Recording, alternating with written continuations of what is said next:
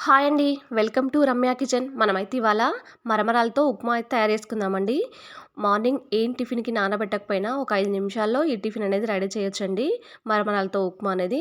లేకపోతే evening snacks రూపంలో గూడా పిల్లలకు ఇవ్వచ్చు. ఇది గూడా ఇష్టంగా తింటారు స్నాక్స్ రూపంలో పిల్లలకిస్తే. ఇప్పుడు మనం ప్రాసెస్ ఏంటో చూద్దామండి. ఫస్ట్ అయితే గ్యాస్ ఆన్ చేసుకొని కడాయి పెట్టుకొని దాంట్లో ఒక 2 టేబుల్ స్పూన్ల ఆయిల్ అయితే వేసేసుకోండి.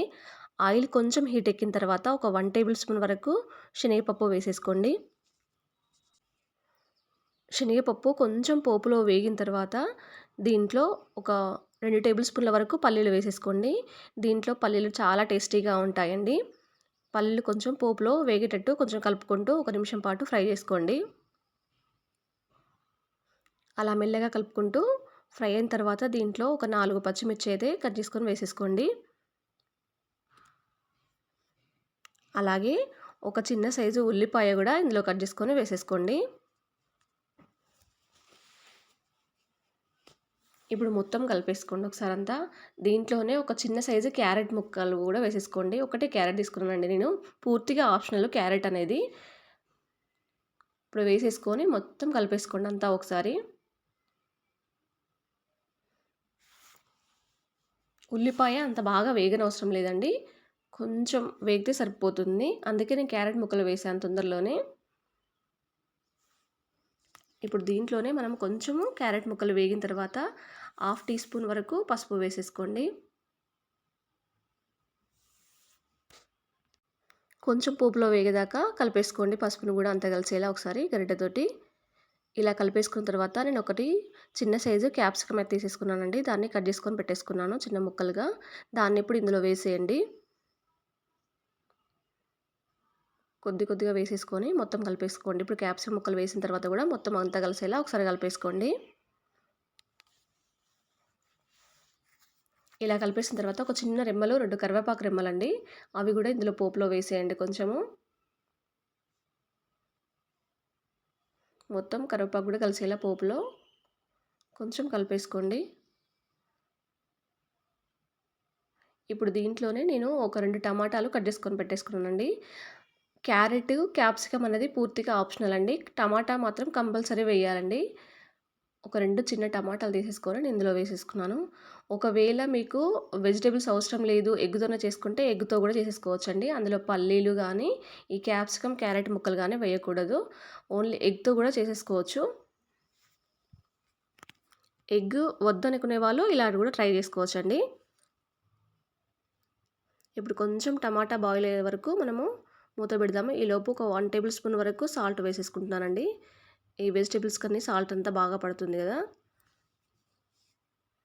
అందుకని కొద్దిగా సాల్ట్ వేసేసుకొని ఒక నిమిషం పాటు మూత పెట్టేసుకోండి. టమాటాలు, వెజిటబుల్స్, క్యారెట్, క్యాప్సికమ్ అంతా కొంచెం ఫ్రై అయిపోతుంది.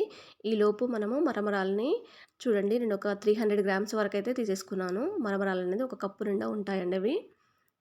ఇప్పుడు దాన్ని ఇందులో పోసేసి వాటర్ మొత్తం పోసేయండి. ఒక 2 గ్లాసుల వాటర్ పట్టింది నాకు. అవి మునిగేంత వరకు కూడా వాటర్ పోసేయండి. ఇలా వాటర్ పోసిన తర్వాత ఒక 5 మినిట్స్ పాటు నానబెట్టేసుకోవాలండి వీటిని. నానబెడితేనే కొంచెం మెత్తగా అవుతాయి. ఈలోపు మనము ప్రాసెస్ ఏంటో చూడొచ్చండి. ఇవి పూర్తిగా నానిపోయే వరకు కూడా. ఒకసారి వాష్ చేసిన తర్వాత దీంట్లో మళ్ళీ వాటర్ పోస్తే సరిపోతుందండి. చూడండి, ఇప్పుడు మనం మూత తీసి చూద్దాము. పూర్తిగా మగ్గిపోయాయి కదా! కొంచెం హాఫ్ బాయిల్ అయిపోయాయండి. ఇప్పుడు దీంట్లోనే ఒక 1 టేబుల్ స్పూన్ వరకు కారం వేసేసుకోండి. మీరు పప్పుల పొడి ఉంటే అది కూడా వేసేసుకోవచ్చండి. పప్పుల పొడి కూడా చాలా టేస్టీగా ఉంటుంది. నేను పప్పుల పొడి వేయట్లేదు. కొంచెం స్పైసీగా చేసేస్తున్నాను. ఈవినింగ్ స్నాక్స్ రూపంలో గానీ, ఇది మార్నింగ్ టిఫిన్ రూపంలో గానీ తినొచ్చు. అలాగే ఒక 1 టేబుల్ స్పూన్ వరకు ధనియా పౌడరును వేసేసుకుంటున్నాను. ఒక హాఫ్ టీ స్పూన్ వరకు నేను జీరా పౌడర్ వేశానండి. అది కొంచెం స్కిప్ అయిపోయింది. ఇవన్నీ మసాలాలు కలిసేలాగా ఒకసారి కలిపేసుకోండి. అంతా బాగా కలిసేలా కలిపేసుకున్న తర్వాత మళ్ళీ ఒక 2 నిమిషాల పాటు మూత పెట్టేసుకోండి. చూడండి, పూర్తిగా కొంచెం మగ్గిపోయాయి. ఒక 70% మాత్రం కుక్ అయిపోయాయండి. ఇప్పుడు దీంట్లోనే మనం మరమరాలనేది వాటర్ అంతా తీసేసి వేసేయండి ఇందులో కొద్దిగా వేసుకుంటూ. వాటర్ అంతా తీసేసుకుంటూ చేత్తో వేసేయండి ఇందులో. ఇవన్నీ వేసేలా ఒకసారి కలిపేసుకోండి అంతా బాగా కలిసేలా. చాలా టేస్టీగా ఉంటుందండి. ఈ మరమరాలతో ఇలా ఉప్మా చేసి పెడితే మనకు కూడా ఈజీగానే అయిపోతుంది. చివరగా కొత్తిమీర అనేది పైనుంచి చల్లేసుకోండి. కొత్తిమీర కూడా కలిసేలా అంతా కలిపేసుకోండి ఒకసారి అంతా బాగా కలిసేలా. సర్వింగ్ బౌల్లోకి తీసేసుకోండి. ఇప్పుడు దీని మీద ఒక చెక్క వరకు లెమన్ పిండేయండి. లెమన్ అనేది ఆప్షనల్ కాదండి, కంపల్సరీ పిండేసుకోవాలి. అలానే టేస్టీగా ఉంటుంది. మీకు ఈ వీడియో నచ్చినట్టయితే లైక్ చేయండి, షేర్ చేయండి, సబ్స్క్రైబ్ చేయడం మాత్రం మర్చిపోకండి.